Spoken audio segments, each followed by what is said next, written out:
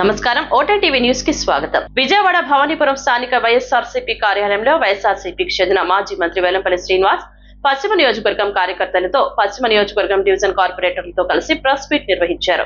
ఈ సందర్భంగా వెల్లంపల్లి శ్రీనివాస్ మీడియాతో మాట్లాడుతూ కూటమి ప్రభుత్వం అధికారంలోకి రాకముందు గత ఎన్నికల్లో చంద్రబాబు నాయుడు అన్ని దొంగ హామీలతో ప్రజలను మభ్యపెట్టి మోసం చేసి గెలిచాడని, అధికారం పొంది సంవత్సరం కాలం అవుతున్నా సరే ఇచ్చిన హామీలను నిలబెట్టుకోలేకపోయినా రాష్ట్రం ఆర్థిక ఇబ్బందుల్లో ఉందని ప్రజలకు చెప్పడం చాలా సిగ్గుచేటని తెలిపారు. తల్లికి వందనం, రైతు భరోసా, ఉచిత బస్సు, అదేవిధంగా సూపర్ 6 పథకాల మీద ఇటువంటి నిబద్ధత లేకుండా సూపర్ 6 హామీలను నెరవేర్చకుండా అధికార దుర్వినియోగం చేసే విధంగా మహానాడు లాంటి కార్యక్రమాలు నిర్వహించుకోవడం రాష్ట్ర ప్రజలను అవమానపరచడమని తెలిపారు. కూటమి ప్రభుత్వం అధికారం వచ్చాక సంవత్సరం కాలంలోనే 1,50,000 కోట్ల అప్పు రాష్ట్ర ప్రజలపై భారం మోపి నిత్యావసర సరుకులపై అధిక ధరలతో ప్రజలను ఆర్థిక ఇబ్బందులకు గురి చేయడం సరికాదని, కరెంటు ఛార్జీలు పెంచి గంటకి కరెంటు కోత విధిస్తూ ప్రజల బతుకులు చీకటమయం చేయడం అలాంటి ఘనత చంద్రబాబు నాయుడికే చెందిందని తెలిపారు.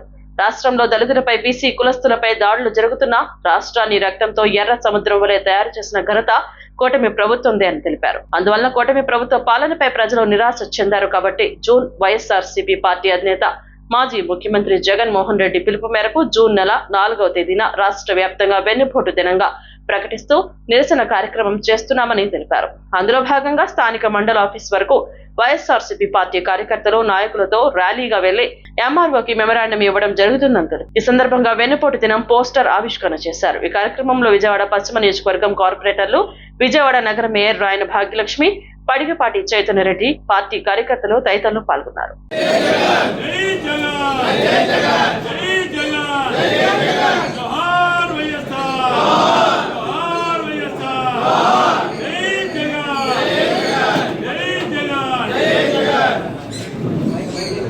మన అన్న వెల్లంపల్లి శ్రీనివాసరావు గారి సారథ్యంలో పశ్చిమ నియోజకవర్గం తరఫున మరి పార్టీ ఆదేశించిన విధంగా ఎంతో ఉన్నతంగా ఈ కార్యక్రమాన్ని దిగ్విజయం చేయాలని మనస్ఫూర్తిగా తెలియజేస్తూ మరి నా వైఎస్ఆర్ కుటుంబం మొత్తానికి కూడా నా హృదయపూర్వక ధన్యవాదాలు తెలియజేస్తున్నాను. జై జగన్.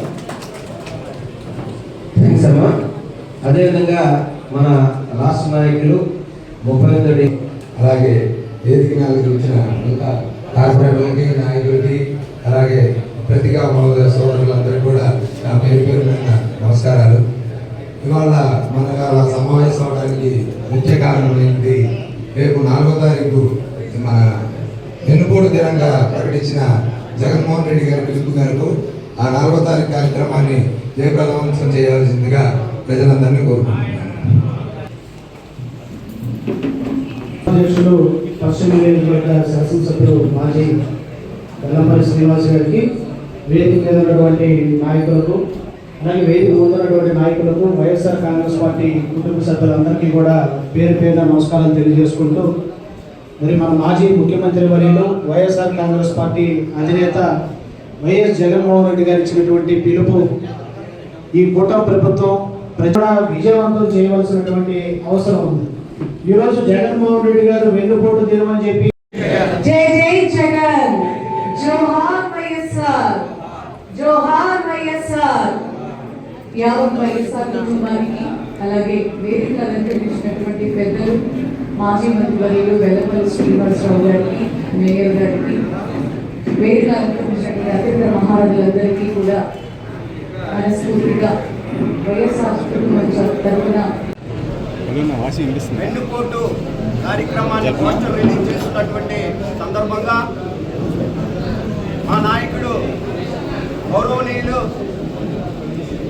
మాజీ ముఖ్యమంత్రి వర్యులు జగన్మోహన్ రెడ్డి గారి ఆదేశానుసారం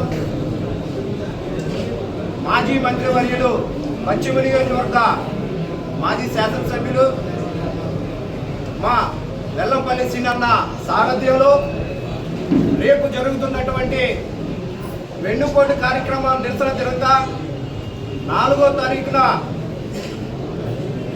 ప్రజలందరూ కూడా ఈ రోజున రాష్ట్రంలో జరుగుతున్నటువంటి పాలన కానీ, అలాగే అభివృద్ధి కానీ ప్రతి ఒక్కరు కూడా ఈ రోజున గమనిస్తున్నటువంటి సందర్భాలు చూస్తున్నారు. వారందరూ కూడా ఎన్నో రకాలుగా చెప్పుకోలేనటువంటి బాధలు, ఒక పక్కేమో ఫీజు రియంబర్స్మెంట్ లాగా విద్యార్థుల బాధలు, ఒక పక్కేమో రైతన్నల బాధలు, ఒక పక్కేమో మహిళలకు ఇస్తానన్నటువంటి పథకం కూడా నీరు కార్చినటువంటి సందర్భాలు.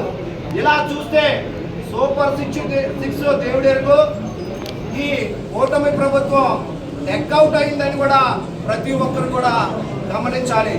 అదేవిధంగా ఈ రోజున సంవత్సర కాలం అయినా కూడా మొన్న జరిగినటువంటి మహానాడులో చూసాం. ఆ మహానాడులో దొంగ హామీలు, అలిమికాని హామీలు ఇచ్చినటువంటి నేతలకేమో పొగడతలు, అన్ని హామీలు నిర్వర్తించినటువంటి నాయకులకి ట్వీట్లు. ఈ రోజున రాష్ట్ర ప్రజలందరూ కూడా గమనిస్తున్నారు. మీరు ఏం చేశారు, నాడు ప్రభుత్వంలో ఏం చేశారు అనేది కూడా మొత్తం కూడా ఆలోచన చేస్తున్నారు. ఈ రోజున జరుగుతున్నటువంటి ప్రభుత్వంలో ఒకటి దోచుకో, దాచుకో, దాచుకున్నది పంచుకో. ఈ రోజున ఎవరికి కూడా ఏ సంక్షేమ కార్యక్రమాలు అభివృద్ధి లేదు, సంక్షేమ కార్యక్రమాలు ఇస్తున్నటువంటి సందర్భం లేదు. అదేవిధంగా ఈ రాష్ట్రంలో మాట్లాడినటువంటి వారు వైఎస్ఆర్ కాంగ్రెస్ పార్టీ వారందరికీ కూడా ఏం నాయనా పథకాలు ఇవ్వవా, నువ్వు చెప్పిన హామీలు నిర్వర్తించవా అని చెప్పి అడుగుతుంటే ఏ ఒక్కరు కూడా మాట్లాడిన వారి మీద కేసులు పెట్టి ఏ రకంగా ఇబ్బంది పెడుతున్నారో కూడా ప్రతి ఒక్కరు కూడా గమనిస్తున్నారు. ఈ రోజున జరుగుతున్నటువంటి రాష్ట్రంలో పాలన రెడ్ బుక్ పాలన తప్ప అంబేద్కర్ గారు రాసినటువంటి రాజ్యాంగ పాలన ఎక్కడా కూడా జరుగుతున్నటువంటి సందర్భం లేదు. అదేవిధంగా ఇక్కడ నుంచి మీరు ఇచ్చినటువంటి హామీలు తూచా తప్పకుండా ప్రతి ఒక్కరు కూడా అమలు చేసే వరకు కూడా మీ కూటమి ప్రభుత్వానికి చుక్కలు చూపించడం కూడా మొదలవుతుందని చెప్పి కూడా చెప్తున్నాం. అదేవిధంగా రేపు జరుగుతున్నటువంటి 4వ తారీఖున నిరసన కార్యక్రమాన్ని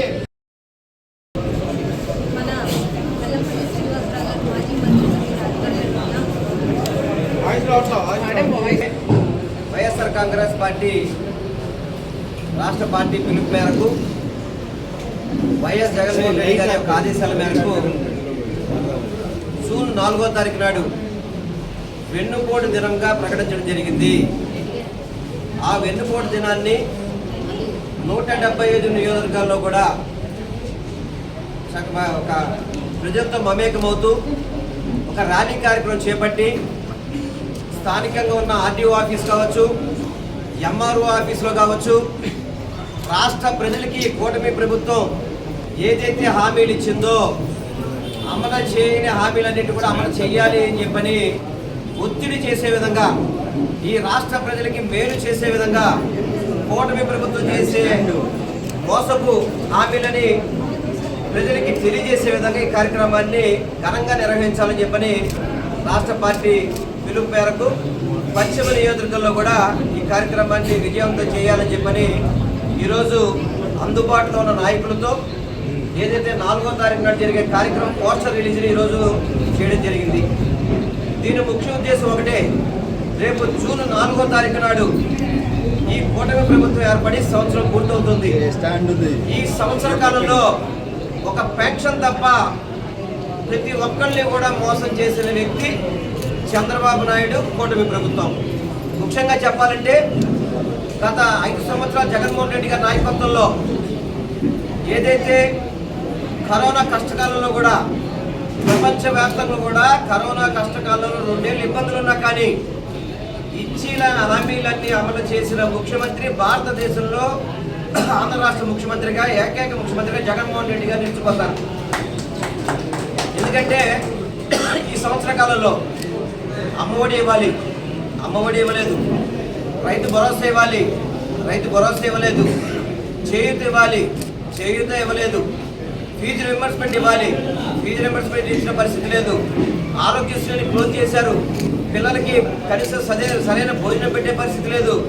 ప్రతి ఒక్క పథకాన్ని ఆపేసి మేమేదో బాగా చేసేస్తున్నామని చెప్పి వాళ్ళకున్న మీడియా ద్వారా చెప్పుకోవడం తప్ప 1,50,000 కోట్లు అప్పు చేసి సంవత్సరానికి ఏ ఒక్క పథకం కూడా ఇవ్వకుండా 1,50,000 కోట్లు అప్పు చేసే గనుడు చంద్రబాబు నాయుడు అని చెప్పని మీ అందరికీ కూడా తెలియపరుచుకుంటున్నాము.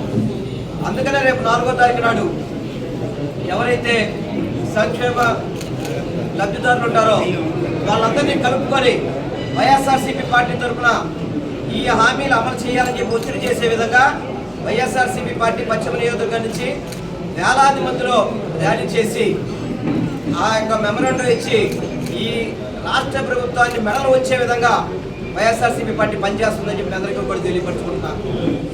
ఎందుకంటే చెప్పడానికి మాత్రం నీకు 15,000 అని, నీకు 18,000 అని చెప్పని, మీకు 20,000 అని చెప్పని ఎన్నికల ముందు తప్పుడు వాగ్దానాలతో ఎన్నో వాగ్దానాలు, జగన్మోహన్ రెడ్డి గారు 1 ఇస్తే నేను 2 ఇస్తాను, జగన్మోహన్ రెడ్డి గారు 2 ఇస్తే నేను 3 ఇస్తానని చెప్పని ప్రజలను నమ్మబలికి ఈ ప్రజల్ని మోసం చేసిన కూటమి ప్రభుత్వానికి పతనం ప్రారంభమైందని చెప్పి మీ అందరూ కూడా తెలియపరచుకుంటాను. కరెంటు బిల్లులు బాదుడే బాదుడు, పెట్రోల్ ఛార్జీలు బాదుడే బాదుడు, డీజిల్ ఛార్జీలు బాదుడే బాదుడు, నిత్యావసర వస్తువులు బాదుడే బాదుడు. ఇదివరకు ఈ బాదుడే బాదుడు అని చెప్పని చంద్రబాబు నాయుడు గారు కార్యక్రమాన్ని చేపట్టి ప్రజలను మోసం చేసి ముఖ్యమంత్రిగా ఎన్నికయ్యాడు. చంద్రబాబు నాయుడు ముఖ్యమంత్రి అయ్యాడు, అదేవిధంగా పవన్ కళ్యాణ్ గారు డిప్యూటీ సీఎం అయ్యారు, లోకేష్ గారు మంత్రి అయ్యారు. కానీ ఈ రాష్ట్రంలో ప్రజలు మాత్రం ఈరోజు చాలా ఇబ్బంది పడే పరిస్థితి. వ్యాపారస్తుల మీద దాడులు కావచ్చు, అదేవిధంగా ముఖ్యంగా చెప్పాలంటే ఈ రాష్ట్రంలో రాక్షస పాలన నడుస్తుంది. కేవలం రెడ్ బుక్ రాజ్యాంగం అని చెప్పని వైఎస్ఆర్సీపీ నాయకులు కావచ్చు ప్రశ్నించే ప్రతి గొంతును నొక్కే విధంగా ఈ రాష్ట్ర ప్రభుత్వం కుటిల ప్రయత్నాలు చేస్తుంది.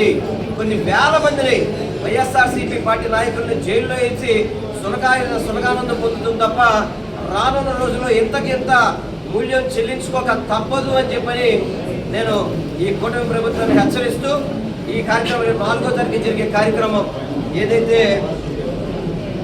9 గంటలకి 40వ డివిజన్లో మన బ్యాంక్ సెంటర్ నుంచి స్వర్గీయ వైఎస్ రాజశేఖర రెడ్డి గారి విగ్రహం దగ్గర నుంచి ప్రారంభించుకొని అటు నుంచి ఆర్టీసీ వర్క్షాప్ రోడ్డుగా ఎంఆర్ఓ ఆఫీస్కి ర్యాలీ చేయడం నిర్ణయించిందని చెప్పని పార్టీ నిర్ణయించిందని చెప్పని ప్రతి ఒక్కరు వైఎస్ఆర్సీపీ నాయకులు, కార్యకర్తలు, వైఎస్ఆర్సీపీ కార్యకర్తలు, అదేవిధంగా సంక్షేమదారులు, ప్రజానికం అందరూ కూడా ప్రతి ఒక్కరు కలిసికట్టుగా పనిచేసి ఈ ర్యాలీని విజయవంతం చేస్తాం, మెమరాండం సమర్పిస్తాం. తప్పకుండా కూటమి ప్రభుత్వానికి మేము వాళ్ళ మెడలు వచ్చి ఈ సంక్షేమ పథకాలు అమలు చేసే వరకు ఈ పోరాటం చేస్తామని చెప్పని మీ అందరికీ కూడా నేను తెలియపరచుకుంటాను.